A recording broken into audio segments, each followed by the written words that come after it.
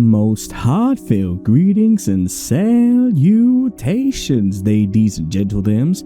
I eagerly welcome you to Sturgeon's most premier station, Dusklight Radio, hosted by yours truly, the cantankerously cool, uniformly elusive, and effusively opulent Everett J. Blackwell. Perhaps you know of us Blackwells. We were involved in the first 90/90 vision service. We'd bulk up your eyesight for a sixpence and a firm handshake. But people found they weren't quite ready for all the extra clarity that it brought. Some things left unsaid, things they should have never seen, realities where they did things differently. Many came to the conclusion that the only way to stop it all was to gouge out their own eyes. Or buy prescription contacts. That was the less gross option. Anyway, I'm Dusklight's main and most fabulous half-dead host. My job at this fine radio station is to bring you some of the most twisted, interesting, and downright bizarre tales that I and my wonderful many-legged runners collect from the far corners of Sturgeon and beyond. Some of them will make you laugh, some make you cry, and some of you will look to engage with the radio directly.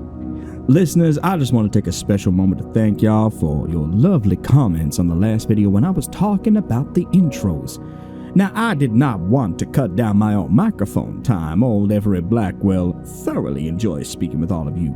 However, it was a question I felt was necessary to pose. You see, when you're creating anything or broadcasting anything out into the masses and you're dealing with the algorithm, all hail its beneficial wisdom, you know that you need to adapt or die. Now, I encourage any of y'all to go back to our early transmissions from 2021, 2022 and listen to them compared to, say, the play that we put out, or perhaps even the autopsy. And you hear a difference, you see a difference. There is investment in the channel, there is an investment in Dusklight, and there is an investment in all of you. So seeing so many wonderful comments about myself, it warmed my half-dead heart. And I appreciate it.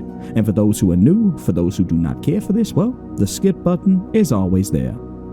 Thank you. It's time for our featured story for this evening. Another tale sent in via mail carrier and curated by the purplish magenta horror that is TJ Lee.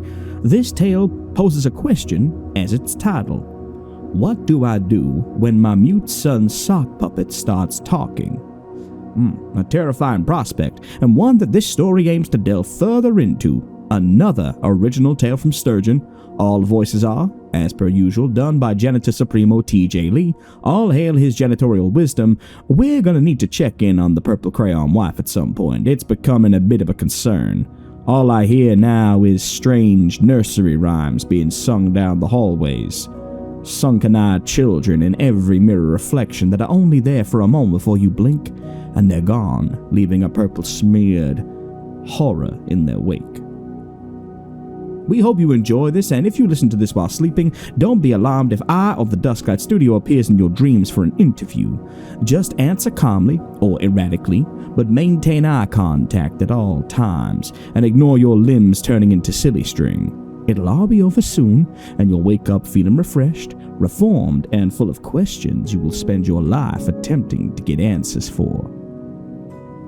Special thanks must be given first to Mandy Mo for rendering yours truly in the original beauteous image you see of me when you look at our page, to Sir Gorky for the updated studio and image of yours truly, to TDN for the thumbnails, to our sponsor the Dark Somnium, and lastly our music is provided with permission by Epidemic Sound and the Dark Somnium with gracious thanks. If you enjoy these intros and you want to see more, please ensure you've got notifications on and leave a comment for every video you encounter. With that, the sun has set and dusk has crawled into the studio once more. Whether you're working, prepping to sleep, or evading the formless void that will one day consume us all, Blackwell is here to soothe your ears and captivate your soul. Now, close your eyes and take a deep breath. The scene has been set and the light is on. It's time to walk towards it.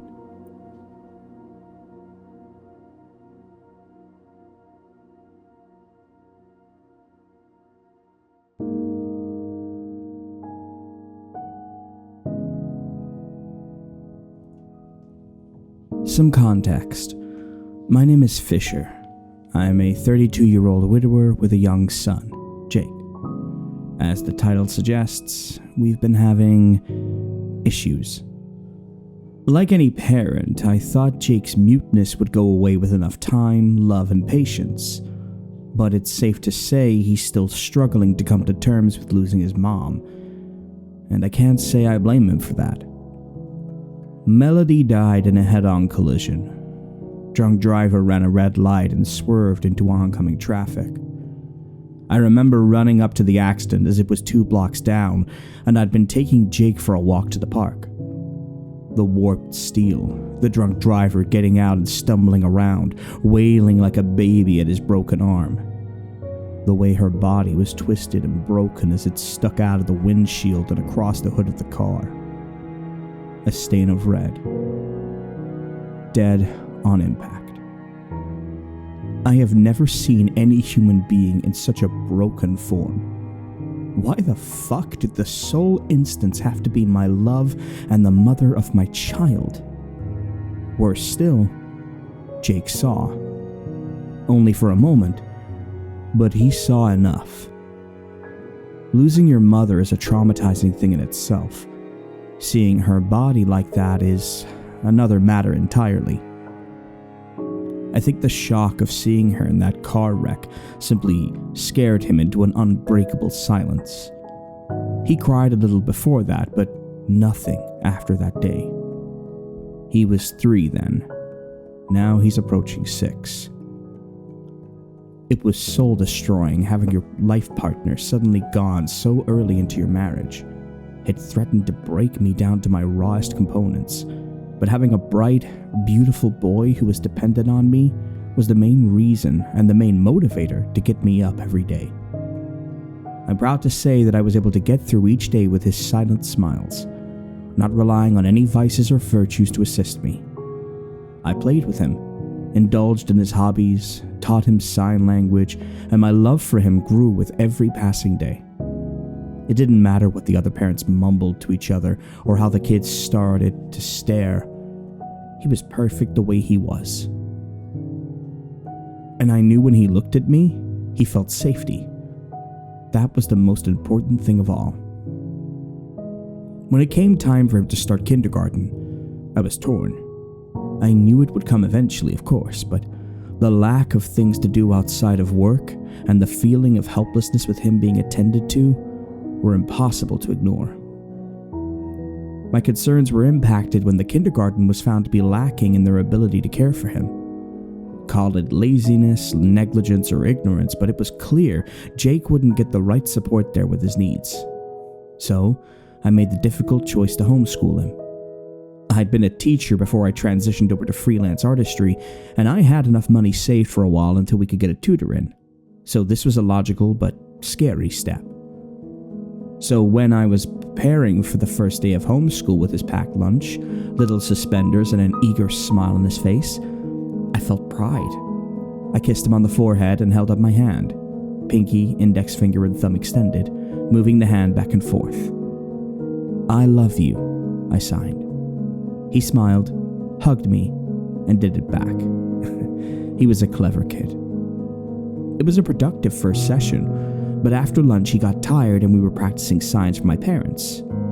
I wasn't thinking, and after signing with my palm open, thumb on head for Dad, I moved the palm down and put my thumb on my chin, signing for Mom. His face displayed a myriad of emotions before he looked around eagerly and tried to locate her, eyes falling back on me and holding up his index finger while waving it from side to side. "Where?" he signed. I felt my heart begin to break. He still didn't understand. With my lips trembling, I put my palm facing inwards to my forehead and covered my face, then bringing it down until the tips of each finger grabbed onto my chin. "Sleeping," I signed back. He seemed to understand and went back to drawing until dinner time. I spent that first night crying in bed, thinking of what Melody would say right now, wondering if I was doing a good job or not. Normal parenting or widower thoughts, right? In my dream, I saw Melody looking down at me from the balcony of our home while I played with Jake. She didn't say anything, just floated in place with a persistent smile as she held up something in her hand and threw it at me. "For Jake," she signed. "It'll help, I promise." I didn't even get a chance to ask her what she meant before the dream faded and I woke up laying on my bedroom floor, laundry all around me and a single piece of clothing in my still clasped hand. A sock. Melody's sock. That was the day circulation was introduced to our home. I began crafting him over the weekend, turning him into a bright mixture of amber, red, and green for the traffic lights, his bolo tie a beautiful shade of teal, big blue eyes with a golden monocle affixed over the left, the bolo tie on his chest connecting with a buttoned shirt, a pink mouth with a felt tongue that could be moved alongside the mouth itself. He was a little strange, but his appearance felt right. I honestly thought I'd fallen into a trance at one point, kind of like autopilot when creating something. And before I knew it, he was ready. I decided a good way to introduce Sir Q would be to leave him in Jake's room after nap time and then come in to see how he was doing after an hour. Sure enough, I brought Jake some lunch and saw him sat, smiling with Sir Q on his right hand. I knelt down and smiled, holding up my hands and rubbing my thumb and finger together while mouthing the words, "What are you doing, buddy?" He grinned and held out both hands, one of which was holding a sock puppet. He linked both index fingers together in a hug and simply said, "Friend." It was a real victory for me. The next few days, our lessons would go smoother. Jake recognized the smell of his mother and it helped him feel safe, while Sir Q acted as a best friend and confidant to him. I endeavored to include him in lessons and let Jake have him as much as he wanted, which in turn made Jake focus all the more. We ate dinner together in our usual manner, seating Sir Q at the seat next to Jake so he could enjoy his air pasta, occasionally sneaking some of Jake's to his delight. It was nice to see him come out of his shell, more honestly. But, of course, you've seen the title of my issue, so I'll get into it. As I put him to bed, I signed again to say I love you and waited for it back. Instead, Jake lifted Sir Q up from beside him in the bed until he was face to face with me, flapping the mouth as a raspy voice escaped. "I love you too." I felt a whirlwind of emotions, joy, confusion, unease, and fear. Joy because I heard my son talk for the first time. Confusion as to why he used the sock puppet. Unease at the deadpan stare he gave me from the bed, and fear because it sounded off somehow. I tried to hide it, smiling and telling him I was proud of him before shutting the door and going to my study to work. Sturgeon has always been a town full of oddities. Perhaps this was simply a good influence on him. Who knows? But I didn't want to complain about a good thing. A few days pass and Jake doesn't use Sir Q to speak again, at least not while I'm around him. He plays more often in his room when not at kindergarten and seems content in his own imagination, silently conversing with Sir Q and his other toys arranged in a circle over his playmate.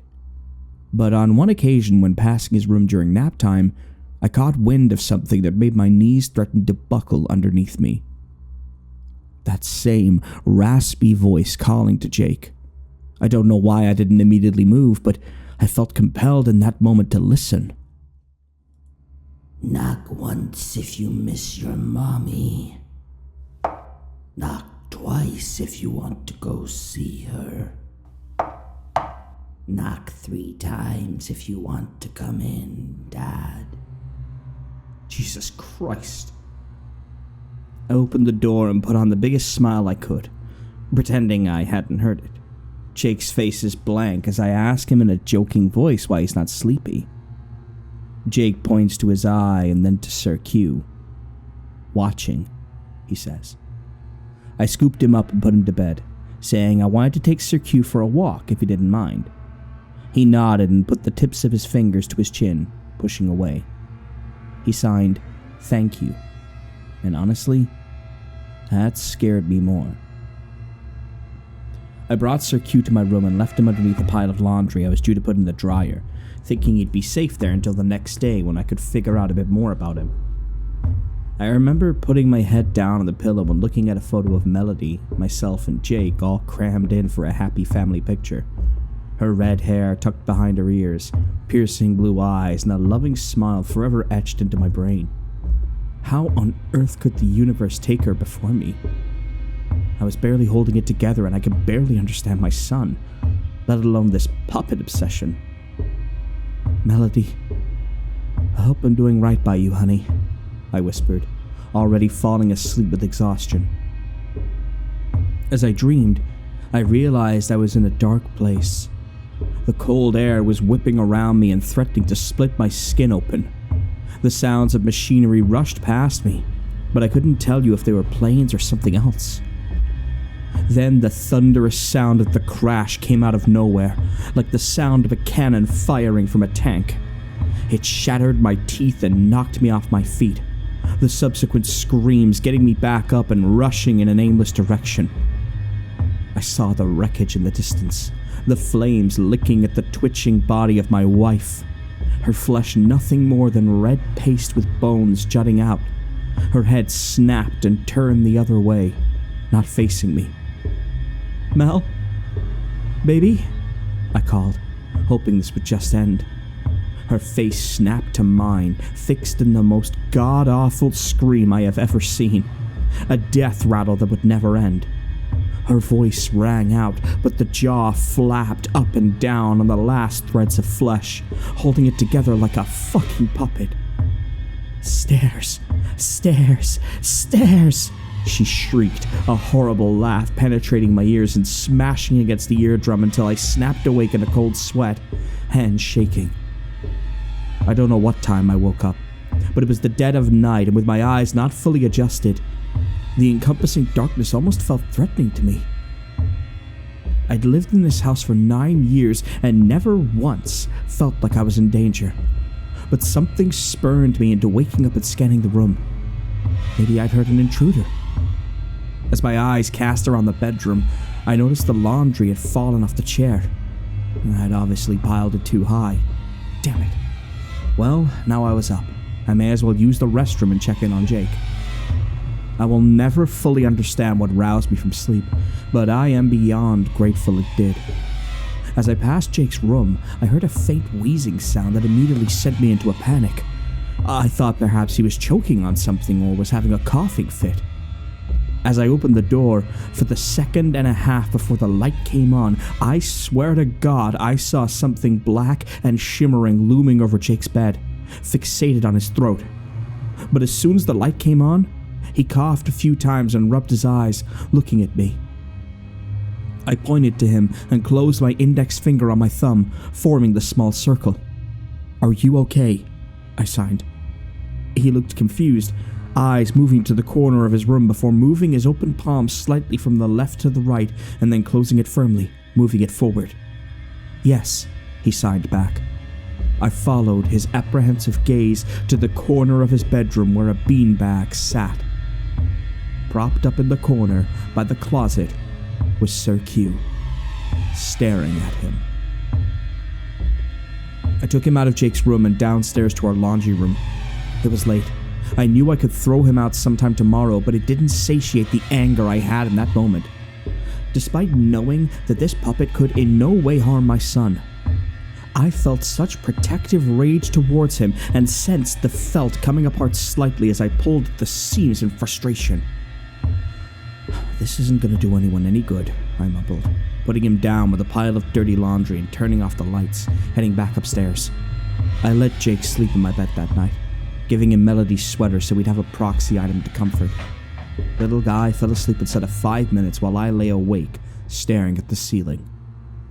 When I did sleep, I felt eyes constantly on me, as if something was looming over me every time I shut my goddamn eyes.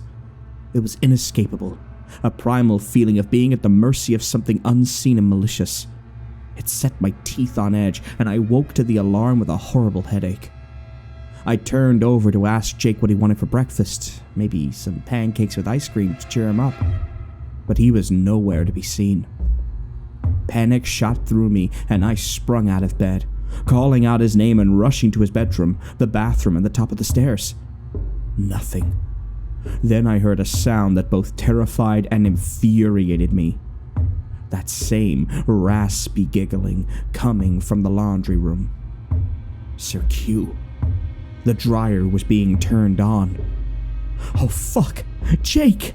I screamed, rushing down to the laundry room in time to see him sitting in the dryer with the door shut and the light blinking. A blank expression on his face as he signed something with the little space he had to maneuver that disturbed me beyond words. Mom. Home. And then the noises started.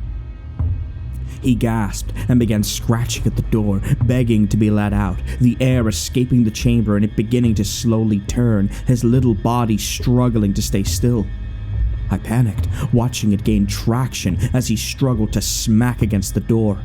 I pushed the stop button, but nothing happened. I practically broke it in my hysteria, but the dryer continued to move. Instinctively, I pulled the cord and the machine came to a screeching halt. All in all, he was in there for less than 30 seconds, but he was traumatized. I hoisted him out and held him in my arms, sobbing and making sure he wasn't hurt. He buried his head in my chest and hugged me. It would have been a beautiful and relieving moment if not for Sir Q attached to his hand and steadily rising up to my face and speaking. But not in a raspy tone. Instead, in a voice I knew all too well. Distorted, broken, and losing its shape but still familiar to my ear. Melody. "I wanted to see him. Just once," it said, the tongue flapping and hanging lazily out of the mouth, cocking its head to the side. "Why won't you let me see our son?" I felt the world around me freeze. There could have been a bomb dropping outside and I'd have been none the wiser. I just stared, mouth agape. "You boarded up the spare room, made sure it stayed hidden from prying eyes and broken hearts. You left almost every scrap of memory involving me there. The things you couldn't face locked up. But you need to face them. Face reality. For Jake." I kissed our son's head, and after checking he was unhurt, I set him down in his bed and took Sir Q with me to the spare room. I didn't want to do this. I didn't want to be here. I still don't. I unlocked the door and walked in, the musty smell hitting me immediately as the light from the hallway cast a looming shadow over the memories of what once was. Our photos strewn up on the walls of hikes and parties and birthdays that should stay in the past where they belong. And there, among the sea of things that should stay buried, was Melody. Of course she was. There was nowhere else she could be after the accident. The only way I could cope was to bring part of her home. The red hair, the piercing eyes stitched on, the smile in a fixed and warm state. It made my heart skip a beat just seeing her again, even if it wasn't truly her, but a pale imitation. A sock puppet. "Hi, Mel," I stuttered, my hand clenching Sir Q tightly in my fist until the knuckles were going white. I hated this. I guess this was inevitable, huh? I walked towards her and picked her up gently in my hands. Even the feel of her felt body in my hands just brought back memories of that awful crash. She turned her head to me and spoke, the voice still messed up but close enough to pick up her intonations. "Fisher, sweetie, you are at a crossroads and I'm so worried you will take the wrong turn. If you don't take a step back from the edge now, I fear you never will." She looked at Sir Q in my hand and cast her gaze behind me for a moment before turning back to me, sadness weighing her words down. "You know none of this is healthy, don't you? The whole song and dance of keeping me here, tying yourself to the grief, talking to a sock puppet. Imagine what the real me would say if she could see you." My face felt hot and my lip trembled as I couldn't stop the tears from flowing. She was right. "But it's just a harmless way to keep your memory around. It's not hurting anyone. I'm fine, honest," I protested, feeling ashamed of talking to a sock puppet but somehow feeling connected to her. She just shook her head. "You never go out. The neighbors are concerned as you've lost touch with almost all of the family. They've tried to help you, but you just keep pushing them away. You spend your days in a haze, and if you don't do something now... She lowered her head, and I heard tears in her voice. Fisher, you deserve to move on and start over. You can't keep living with ghosts. You need to talk to real people and heal. I scoffed through tears, my own psyche rebelling against me, and yet it still couldn't get the facts right. Everything I do for Jake. That's how it's been since you were gone, I croaked, stroking her face. But I wouldn't give to see you one last time. But if this is all I have, I don't see an issue so long as Jake is cared for. Then, she said something that eroded the last wall of resilience I had. Why do you think Jake doesn't talk, Fisher? Well, he was there when the accident happened. It was traumatizing for him, and... No. Why would you bring him to a car accident? You're not stupid. Think. I turned to the hallway, Sir Q in one hand and Melody in the other as my tunnel vision fixated on Jake's room. I went straight in and was eager to show her that he was there, happily playing. But, of course, he wasn't. Not really. Sat in an old, worn-down playmat and amid broken toys was a sock puppet. Small suspenders affixed to a neat waistcoat, black hair swept to the side and bright green eyes peering back at me. He was in the car when she had the accident, I breathed, falling to my knees. I saw them both. I saw them both against the metal, and I sank to my knees and sobbed, clutching both Melody and Jake's puppet facsimiles close to my chest. I understand. I have to let go, but you were my everything. I'd rather die than do that. I just want us to be a family again. I know, honey. I know. Melody's voice barely audible over my sobbing and strained tones, but I swear for just a moment, I heard her as if she'd stepped into the room. Maybe it was psychosis. Maybe I really was losing it. But as my head was bowed and I sobbed, I swear someone walked into that room and talked to me. All I saw were two pairs of feet. A pair of small, dainty woman's feet and a pair of vibrant socks that I'd recognize anywhere. And a toddler's feet standing close by. I wanted to lift my head up, but the lump in my throat acted as an anchor tied to my heart and kept me from rising. I simply stayed there, head bowed, as she spoke. One day, we'll be reunited. Until then, you need to find a new cause. The illusion's broken. When you get up, you will see this world for what it is. And you must find your place in it, Fisher. I felt her press her soft lips against the top of my head. I know it's not real. I know it's not, but my God, if it didn't will it into existence. I love you, honey. We both do. Now get up and live. With that, silence. The hardest sobs I'd ever experienced erupted from me. The pain of having my wife so close and yet impossibly out of reach, coupled with the crippling agony of not even knowing what my boy would look like now if he'd survived. It was too much. I rocked back and forth on that floor for what felt like hours. And out of the misery and pain, a new voice spoke. Coarse, crass, and direct. It made my joints lock up and fear kick out grief and root me to the spot. Do you really want to rejoin them? I can make that happen. It was coming from circulation. Come on, Fisher. You don't want your life to be this now, do ya?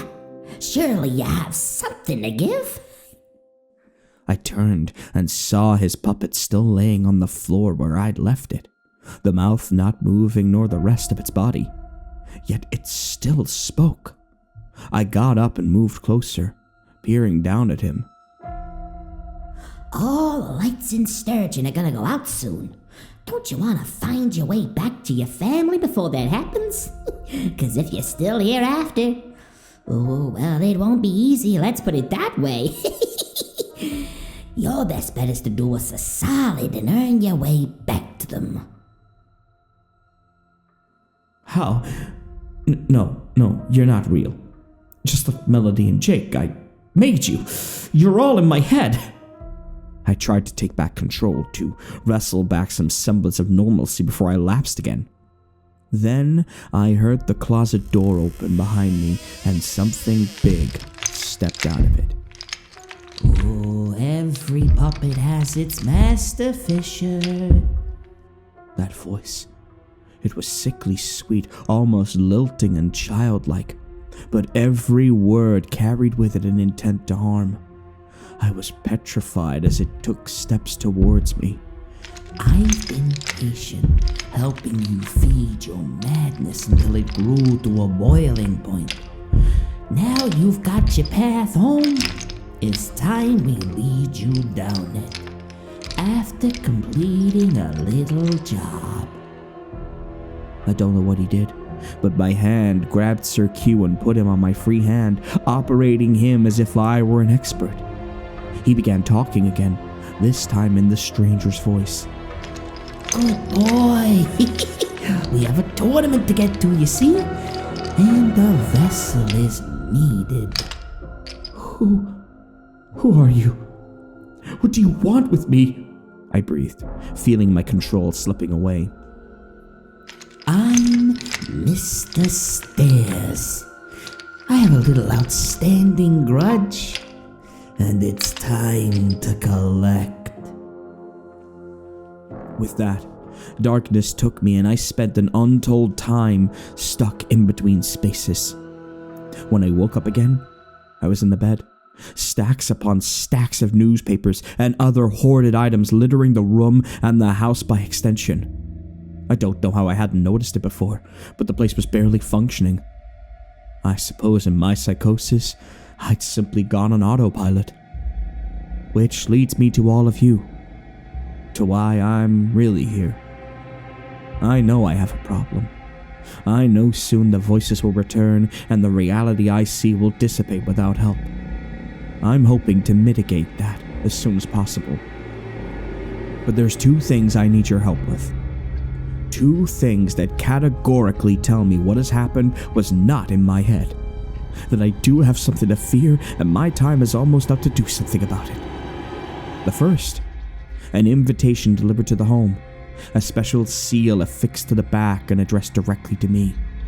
A spot in this year's nightmare fighting tournament where my skills would be, quote, greatly appreciated by the commission. The second, I'm sure you figured it out by now. It's Sir Q, still attached to my left hand and talking to me. When I don't look, he starts making his way to my neck. When I finally slept, I was awoken to my throat being gripped, and I swear to God the eyes gleamed in the darkness. I don't know what to do.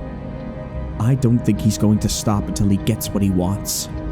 In the last couple of days, he told me that as long as I helped make the stars go out in Sturgeon, I'd see my family again. That we would turn up there by next week and to be patient. What else can I do?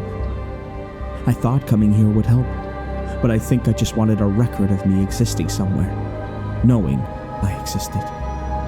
All Sir Q does now is sing in my ear, that raspy, horrible voice working its way into my brain and making me dance. I can't help but find my body moving to his command now. I'm scared, but not as much as the prospect of never seeing my family again. So I obey.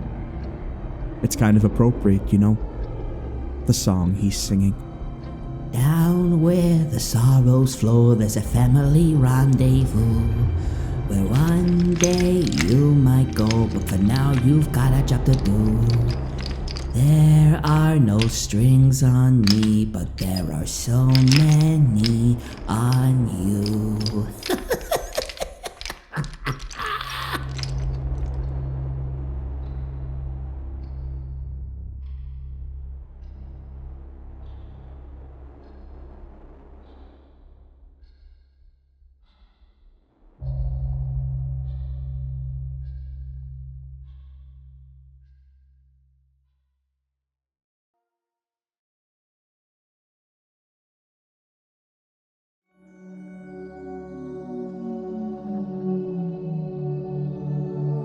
You know, I have had a fear of sock puppets before most of my life. Now it's even worse that I'm half dead. I'm not going to that damn NFC tournament no matter how many times they invite me. Alduin von Trier herself couldn't drag me there.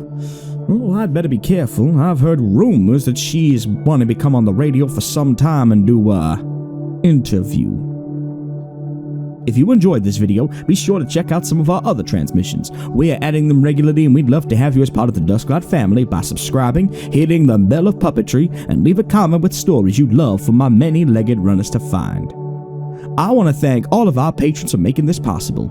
If you want to sign up, it's as little as $1 a month, and you get exclusive content, early access videos and stories, updates, unique Q&As, access to the Discord server, and more. But times are tough, and we will always be grateful for support no matter what form it comes in. Financial, spiritual, corporeal, maniacal, whatever you want. It really helps us out. Dusklight gives thanks to our Sturgeonite faithfuls, 21 Keys, Ashabel, Haley Clark, Jack the Lad, Jason Webb, Laree W., Nathan Billings, PRDDL12, and Sabrina Alexander. Our Purple Crayon Eaters Alex, Amara, Candyman Gloving, Feeny Von Karma, Max, Mike, Newman Borders, Pesky Opossum, and Phi. Our janitors Ducks, Alex Nunez, Amy Sean, Arkham Crookie, Death 31, Heather Cayley, Jimmy Ricardo, Joy, Melanie Schaefer, Sabila Eclipse, Scott, and Scruffy the Janitor. Our Nightmare Detectives Adrian Rodriguez, Ethan Nelson, Fox Clifford, and Gianni Di Lorena. Our Void Walkers Eurydice Oryx, Professor Creepypasta, and Val Was Taken. And of course, our Blackwell family. Clue Blackwell, the statuesque horror appearing in every mirror, every corner, every crack, and every crevice. Jackal Blackwell, the sushi-eating, gas station stalking serial killer of Sturgeon's back alleys. Tabitha Blackwell, the mining surveyor, shambling horror, and current owner and proprietor of Sturgeon's uranium deposits. And of course, Papa Kyle Blackwell with his spine broth feeding to the hobo queen. We love and fear you, Papa. We thank all of you humbly for your patronage and look forward to seeing you bright and early for Dusklight orientation. Purple crayons and existential dread will be provided. And one last time, listeners, close your eyes and breathe with me. Remember, no matter how bad things are, how cruel people can be, and how heavy your shoulders may feel with the weight of the world bearing down on them, Dusklight will always be here to lift the load and provide you with some respite. Drink some cocoa, have some churros with hazelnut dip, watch a video about feeding baby penguins, and sleep on the cool side of the pillow with the window open and the stars twinkling down on you. Start and end each day with kindness in your heart. You matter, you are loved, and every day is another chance. I'll see you again when the sun sets and dusk enters the station.